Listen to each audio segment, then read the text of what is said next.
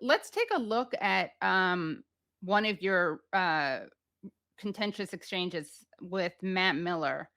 On this issue, there's a great many rumors and so on that talks about incentivizing Egypt to take like hundreds of thousands and so on. So you repudiate that completely. That is not something that has been discussed, as it was allegedly discussed on Capitol Hill. So I am not going to respond to rumors, and I don't know what you're referring to with respect to Capitol Hill, but it doesn't actually really matter. But I will reiterate the principles that the Secretary outlined, and one of them is no forced displacement of the Palestinian people from Gaza. Okay, a couple of other issues. There was a report that Israel's assault forced a nurse to leave babies behind. They were found decomposing. Are you aware of the story? I am aware of that report, okay. Said. And do you take it as it happened, or if it did happen, is that a war crime? Said, I would say that is a tragedy. Okay. It's a tragedy for those babies. Right. It's a tragedy for their family members. Right. It's a tragedy for the Palestinian people, and it is a tragedy for the world.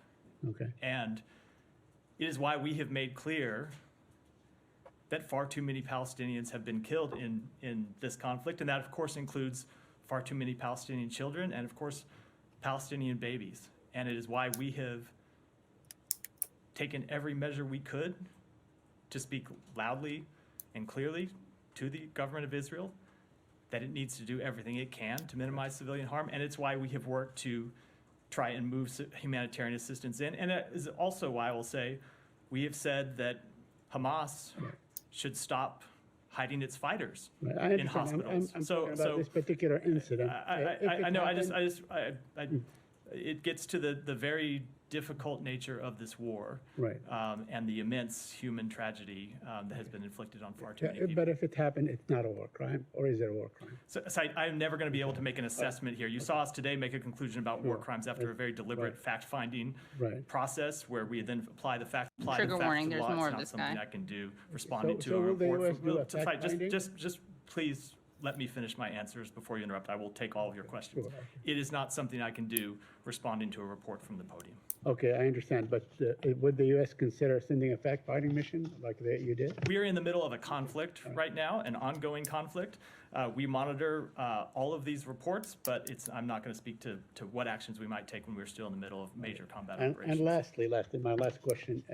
On Monday, when I asked you about where should the Palestinians go, and you said there are designated UN centers to go to.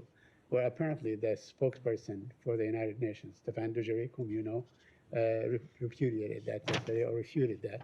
He said, let's be clear, there are no UN designated safe zones in Gaza. I think all my senior colleagues have been very clear, including the Secretary General, saying there are no safe places in Gaza.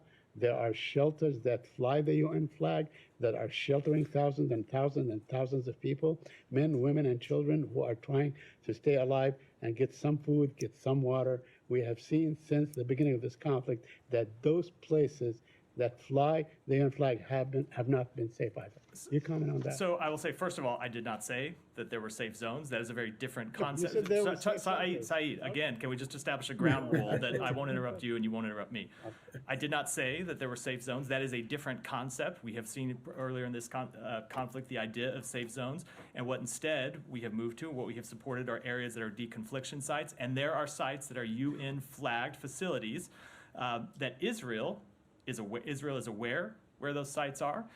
Israel has placed them on deconfliction lists, and Israel is not supposed to target those sites. That is what I was referring to. We continue to support people moving to those sites where they can be safe from harm. But again, we recognize the very difficult situation on the ground and the very difficult choices that many Palestinian civilians are having to make every day. What non-answers? Exactly. I mean, you would think that pulling the plug or forcing people away, a nurse in this case, from where babies are in incubators and so on, is a very clear war crime. That's what it is. I mean, and they refuse, of course, to say. They would never say anything, Katie, that would lift the cover that they have extended to Israel. It's called, this Israeli exceptionalism that they give Israel. Well, they did that with Shireen Abu Akleh, if you recall, back in May of 2022. They The came out journalist and who was killed. yes, the journalist, U.S. citizen, American citizen Right. journalist who was killed, and then their finding was in July of that year, or July 2022, that the Israelis did not have the intention to kill her. So it was an Israeli bullet, as they put it at the time. It was an Israeli soldier that pulled the trigger, but they did not have intention to kill the journalist. So But that there's was after there's they always the released a video. caveat, right? That was after they released a video, right? Right, The Israeli right, government released a video of a right, shooting that was not of Shireen Abu Akleh. They claimed the shooter had been shooting her, and then right, B'Tselem came forward and was like, "No, that's right, impossible." And right. then they Because finally admitted, yeah. yeah, not only B'Tselem, but actually other institutions like CNN, New York Times, the Washington Post, everybody did their own investigation, and they concluded it was the Israelis that shot her. So we see this all the time. I mean, we see it with the bombing, the government, this administration, not from any form would say anything that is incriminating to the conduct of the Israelis. So we've come to to get used to that. It's very frustrating, but I still have to ask the question because I have to do my reporting, and I need to raise these issues. I'm surprised that they call on you, though. Is it just too Well, embarrassing not to? Well, I mean, I ask my questions professionally, and I ask Right. them straightforwardly. I depend on, what's out there in the news. I mean, it's. I understand that the spokesperson does have the power to call on anyone or not call on Right. anyone. I mean, that's their prerogative. I hope that they continue to call on me. I've been going to the State Department for many, many, many years. Then it goes back to the George W. Bush administration. So even before then, so yeah, I hope that they continue to call, because if they don't, then if you are not allowing the proper space to talk about these issues that America is so involved in. I mean, this is not some place or some country that is not involved directly in this conflict. The United States is directly involved in this conflict, has always been directly involved in this conflict. It keeps this current war going. I mean, the U.S. and the U.S. taxpayer supplies Israel with the weapons, the cover, the political cover of the UN and the general and the UN Security Council, as we saw a couple of weeks ago when the U.S. cast a veto that called for a ceasefire. We have sort of some theatrics going on this evening where everybody's trying to scramble so they can satisfy U.S. language, so they can pass some sort of a resolution calling for humanitarian aid to go into Gaza. So the U.S. is fundamentally involved, and not to call on a Palestinian journalist, there would not be very wise. It would just be bad PR. For whatever reason, I mean, I must admit that, and I never really take it for granted. They have always, the spokespeople in one administration after the other have always called on me repeatedly, and repeatedly, and I'm allowed enough space to express my questions and express my thoughts.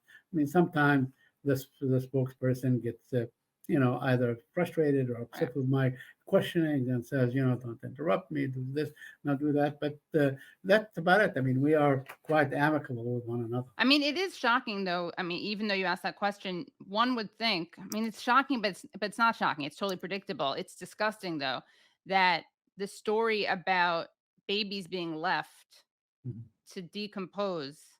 I mean, they made up stories about Saddam Hussein Yes, pulling babies from incubators that weren't true because they assumed that would infuriate and disturb people. And then in this case, it actually happens and they don't cover it. exactly. That's a great point that you raised. That was back in 1990. I remember it so well.